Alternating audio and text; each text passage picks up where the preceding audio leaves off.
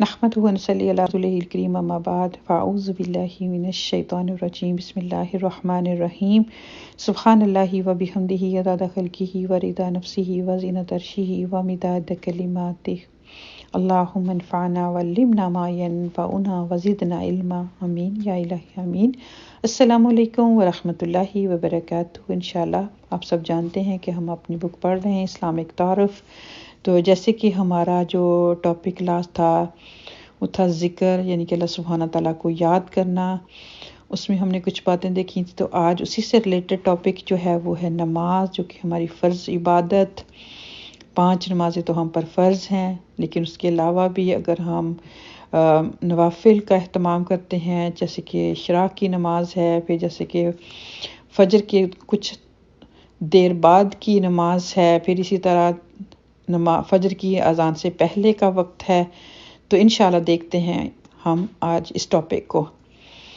نماز اللہ سبحانہ و تعالیٰ کی عبادت ہے، وہ روزانہ 5 وقت کے لیے فرض ہے۔ جماعت کے ساتھ نماز کی ادائیگی کے لیے اس کا انتظام مسجدوں میں کیا جاتا ہے، یعنی کہ مرد حضرات کے لیے اگر پاسیبل ہو تو ان کو مسجد میں جا کے ہی نماز جو ہے وہ ادا کرنی چاہیے۔ نماز میں سب سے پہلے وضو کیا جاتا ہے، چہرہ اور ہاتھ اور پاؤں کو پانی سے دھو کر نمازی اپنے اندر میں اس احساس کو جگاتا ہے کہ وہ ہمیشہ پاکیزہ زندگی گزارے گا۔ پھر وہ اللہ اکبر، اللہ سب سے بڑا کہہ کر نماز کے عمل میں داخل ہوتا ہے، یعنی کہ تکبیر تحریمہ جب انسان کہہ دیتا ہے تو اس کے بعد وہ نماز شروع کر دیتا ہے اس چیز سے کہ اب اللہ سبحانہ تعالیٰ کی ذات سب سے بڑی ہے۔ اس طرح وہ اقرار کرتا ہے کہ وہ بڑائی صرف ایک اللہ ہی کے لیے ہے۔ آدمی کے لیے صحیح رویہ صرف یہ ہے کہ وہ چھوٹا اور متواضع بن کر دنیا میں رہے۔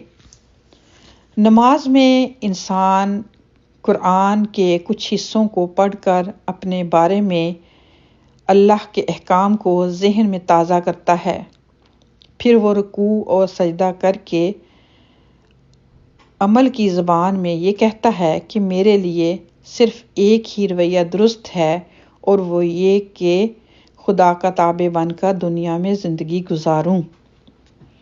نماز کا عمل جب ختم ہو جاتا ہے تو تمام نمازی دائیں اور بائیں منہ پھیر کر کہتے ہیں السلام علیکم ورحمۃ اللہ، تمہارے اوپر سلامتی ہو اور اللہ کی رحمت ہو۔ یہ اس بات کا اعلان کہ نماز کے ذریعے تربیت پا کر اب تمام نمازی اس طرح دنیا میں داخل ہو رہے ہیں کہ ان کے دل میں دوسروں کے لیے رحمت اور امن کے سوا کوئی دوسرا جذبہ نہیں۔ وہ سماج کا امن پسند ممبر بن کر رہیں گے، وہ کسی کے ساتھ بدخواہی کا عمل نہیں کریں گے۔ نماز ایک اعتبار سے خدا کی عبادت ہے، وہ خدا کی خدائی کا اعتراف ہے، وہ ہر قسم کی بڑائی کو صرف خدا کے لیے خاص کرتے ہوئے اس کے آگے جھک جانا ہے۔ دوسرے اعتبار سے نماز آدمی کو اس کے لیے تیار کرتی ہے کہ لوگوں کے درمیان وہ سچا انسان بن کر رہے، وہ لوگوں کے ساتھ معاملہ کرنے میں تواضع اور ہمدردی کا انداز اختیار کرے۔ نماز اللہ کے ساتھ بھی نمازی کے معاملے کو درست کرتی ہے اور انسان کے ساتھ اس کے معاملے کو بھی درست کرتی ہے۔ تو الحمدللہ ثم الحمدللہ ہم سب نماز پڑھتے ہیں، نماز کا اہتمام کرتے ہیں۔ یہ چند باتیں تھیں جو کہ تھوڑا سا مزید ایک جیسے کہتے ہیں نا کہ ہر چیز جب ریفریش ہو جاتی ہے تو پھر اس کی لذت مزید بڑھ جاتی ہے۔ تو نمازوں کے بارے ہم سب جیسے جانتے ہیں کہ نماز کے لیے جیسے یہاں سب سے پہلے انہوں نے ذکر کیا کہ مرد حضرات اگر کوشش کریں جماعت کے ساتھ نماز ہو سکے پاسیبل ہو تو پڑھیں۔ پھر یہاں پر انہوں نے وضو کی جو اہمیت ہے اس کو کیا. ویسے بھی ہم جانتے ہیں کہ جیسے سب سے بھاری جو بنا کے دکھاتا ہے وہ شیطان ہمیں وضو ہی بنا کرتا ہے. جب انسان کا وضو ہوتا ہے، وضو کا سٹیپ انسان کر لیتا ہے تو پھر اس کے لیے نماز پڑھنا آسان ہو جاتا ہے.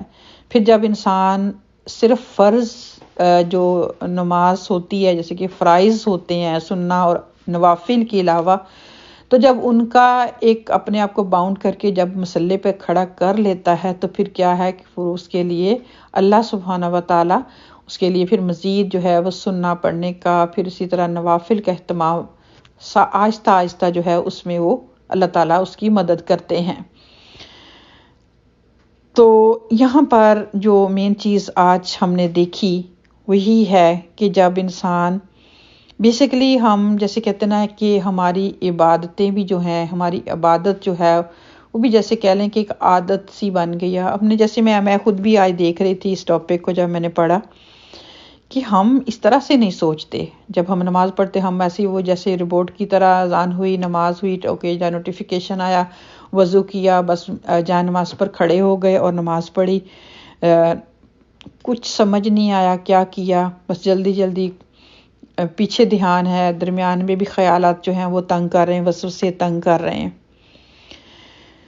تو یہاں بیسیکلی آج جو بات مجھے خود اپنے لیے بھی بہت اچھی لگی کہ جب انسان سب سے پہلے جب تکبیر تحریمہ ہی کہتا ہے اللہ اکبر، تو جب ہم یہ کہہ دیتے ہیں تو پھر ہم نماز کے عمل میں داخل ہو جاتے ہیں. پھر اس چیز کا اقرار بھی کر لیتے ہیں کہ بڑائی تو صرف اور صرف اللہ کے لیے ہے. پھر ہمارے خیالات، چھوٹی سی آہٹ یا پھر فون کی گھنٹی یا نوٹیفیکیشن کی بیل، فوراً ہمارا دھیان ادھر کیوں جاتا ہے؟ سوال یہاں پر یہ اٹھتا ہے. جب اس ہستی کے آگے ہم نے اپنے آپ کو پیش کر دیا اور اس سے مخاطب ہو گئے، پھر ہم اس کی بڑائی کو کیوں نہیں سمجھ پاتے، کیوں نہیں ایکسیپٹ کر پاتے؟ وجہ کیا ہے؟ پھر یہاں پر یہ ہے کہ جب بھی ہم قرآن پاک ترجمے کے ساتھ، اور میں یہاں پر یہ چھوٹی سی جو ہے وہ ایڈوائس دینا چاہوں گی اپنے سننے والوں کو، خاص کر جو میرے نئے لسنر ہیں، کہ کوشش کریں کہ نماز کو جو بھی آپ پڑھتے ہیں نماز کا ترجمہ آپ کے ذہن میں ہونا چاہیے. اس سے خشوع خضوع میں بڑا فرق پڑتا ہے. جیسے کہتے ہیں کہ ہم بغیر سوچے سمجھے جب پڑھتے ہیں تو پھر ہمیں سمجھ نہیں آتی. جیسے کہ ہم دیکھتے ہیں کہ ابھی پیچھے ہم نے جو ہمارا ٹاپک ذکر کا گزرا ہے تو اس میں ہم نے دیکھا کہ جب انسان کوئی بھی بات کرتا ہے، جیسے ہم کہتے ہیں سبحان ربی الاعلی، تو ہمیں اس وقت ہماری کیفیت، ہمارے ذہن میں اس کا ترجمہ ہونا چاہیے کہ پاک ہے وہ ذات اور وہ سب سے بلند ہے. پھر اسی طرح سبحان ربی العظیم، وہ ذات پاک ہے، عظیم ہے، بہت بڑی ہے. تو پھر کیوں نہ ہماری جو ہمارے اندر تبدیلی کیوں نہیں آئے گی جب ہماری یہ سوچ ہوگی. پھر اسی طرح دیکھتے ہیں کہ نماز میں ان تکبیر تحریمہ سے لے کے ہم اللہ تعالیٰ سے کنٹینیو مانگتے ہیں. سورہ فاتحہ کا ترجمہ آپ کے ذہن میں ہونا چاہیے، کیونکہ جب ہم جلدی جلدی پڑھتے ہیں الحمدللہ رب العالمین الرحمن الرحیم، یعنی کہ تیزی سے، کچھ سمجھ نہیں آ رہا ہوتا، یقین جانے اگر پرسکون ہو کے آپ نماز پڑھیں گے اس کے بعد اپنی حالت دیکھیے گا، اور جو بغیر سوچے سمجھے پڑھنی ہے اس کی بھی دیکھیے گا. جب انسان کہتا ہے نا الحمدللہ رب العالمین، تو اللہ سبحانہ تعالیٰ کے فرشتے جواب دیتے ہیں، اللہ تعالیٰ جواب دیتے ہیں الرحمن الرحیم مالک یوم الدین ایاک نعبد و ایاک نستعین. ہم صرف تیری ہی عبادت کرتے ہیں. اللہ سبحانہ تعالیٰ خوش ہوتے ہیں کہ یہ بندہ اقرار کرتا ہے ہم صرف تم سے ہی مدد مانگتے ہیں.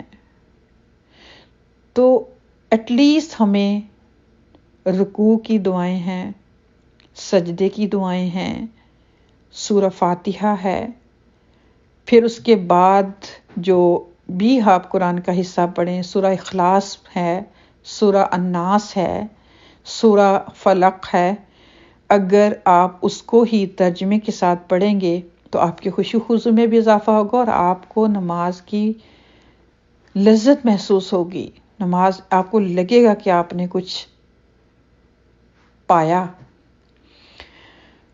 تو یہ جیسے کہ بہت اس پہ مزید بات ہو سکتی ہے، لیکن چند الفاظ میں یہی کہوں گی کہ اپنی نمازوں میں سب سے پہلے جو ہے وہ جو بھی پڑھیں اس کا ترجمہ یاد کریں، اور قرآن پاک کی جو بھی سورہ پڑھیں اس کو بھی کوشش کریں انڈرسٹینڈ کر کے پڑھیں۔ تو اللہ سبحانہ تعالیٰ سے دعا ہے کہ اللہ تعالیٰ ہماری نمازوں میں خشوع و خضوع پیدا فرمائے اور ان کو قبول فرمائے، اور ان کو ہم سب کو نماز کو وقت پر ادا کرنے والا بنائے، اس کو ہم بوجھ نہ سمجھیں بلکہ یہ اللہ سبحانہ تعالیٰ کی، جیسے کہتے ہیں نا، کسی بزرگ نے کہا تھا کہ جب اللہ کے بارے میں جاننا چاہتا ہوں تو قرآن پڑھتا ہوں، تو جب اللہ سے ملنا چاہتا ہوں تو نماز پڑھتا ہوں۔ تو یہ اللہ تعالیٰ کی ملاقات ہے، اور ایسی سوچیں لائیں کہ پتہ نہیں یہی میری آخری نماز ہے، اس کے بعد پتہ نہیں مجھے سجدہ نصیب ہوگا یا نہیں ہوگا، اور میں اپنے پروردگار سے ملنے جا رہا ہوں، صبح سے لے کے شام تک میری کمیاں کوتاہیاں معاف کر کے مجھے رزق دیتا ہے، مجھے صحت دیتا ہے۔ تو یہ ساری چیزیں جو ہیں ہماری نماز میں بہتری لا سکتی ہیں۔ تو اللہ تعالیٰ ہم سب کی مدد فرمائے۔ میں بس زیادہ ٹاپک کو لمبا نہیں کرتی کہ آپ لوگوں کے لیے سننے میں سمجھنے میں آسانی ہو، تو مزید غور و فکر کی دعوت ہے کہ آپ اپنی نمازوں میں کس طرح سے بہتری لا سکتے ہیں۔ اگر کوئی بھی آپ لوگوں کو ہیلپ چاہیے، آپ کامنٹس کریں، میسج کریں، تو ہماری کلاس کو جوائن کر سکتے ہیں، لائیو کلاس جو ہماری 9 to 11 منڈے ٹو تھرسڈے ہوتی ہے۔ تو اللہ سبحانہ و تعالی ہم سب کی مدد فرمائے۔ اپنا بہت خیال رکھیے گا۔ السلام علیکم ورحمۃ اللہ وبرکاتہ۔